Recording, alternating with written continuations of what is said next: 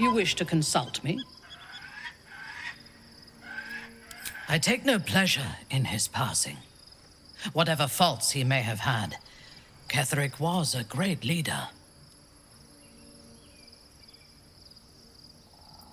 Of course. He ruled Moonrise for centuries. That in itself deserves respect.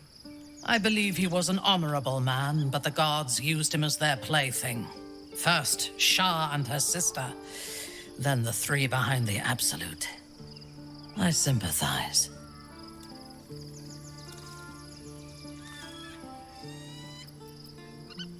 A meaningless question.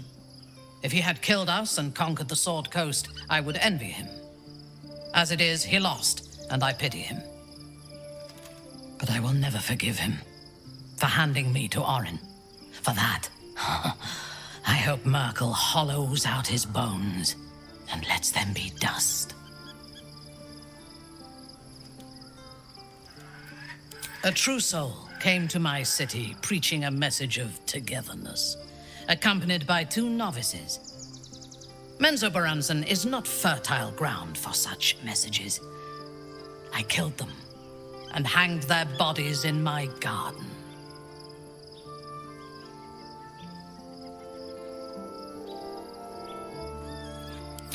I thought so too. This world is full of fools, after all. But in this instance, I was mistaken. Our visitors were not fools. They were bait, even as the flesh sagged and sloughed away from their eyeless skulls. Their audacity infuriated me. I had to know where they came from. And whoever sent them was counting on my curiosity overcoming my caution. Yes. All it took was a simple act of necromancy, and the corpses told me where I needed to strike. Moonrise Towers.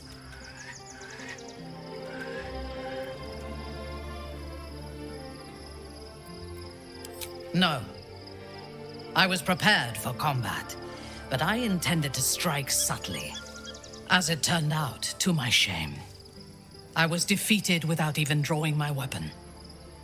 I came to Moonrise with a retinue of warriors and assassins, the best House Bainray had to offer. I expected a battle, but found a fully laden feast table and a welcome befitting a house matron.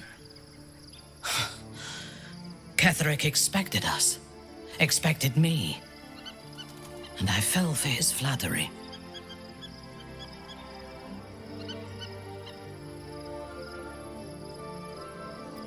I recognize my flaws. Pride is certainly among them. Ketheric proposed an alliance between Moonrise and Menzoberranzan. I admit I was captivated by him. He invited me to the head of his table as his guest of honor. I was wary, of course. If I had been in his position, the food would have been poisoned. It was not the food I should have been wary of. It was the pale woman at the foot of the table. Orin the Red. We had barely begun to eat when she spoke for the first time. I only caught one word, my name. Then, quick as lightning, she climbed onto the table, a dagger in each hand, and skipped toward me, slicing the throats out of my men as she passed them.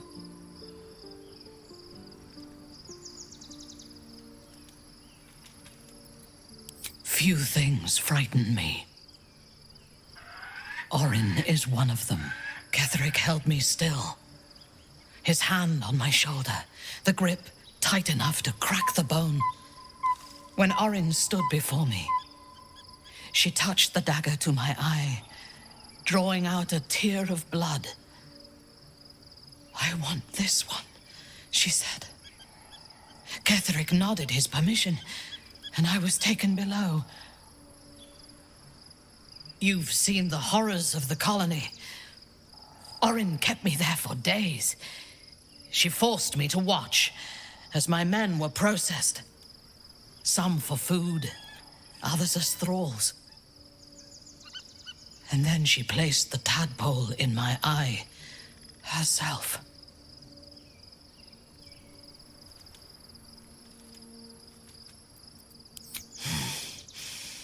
That is certain. You know the rest as well as I do.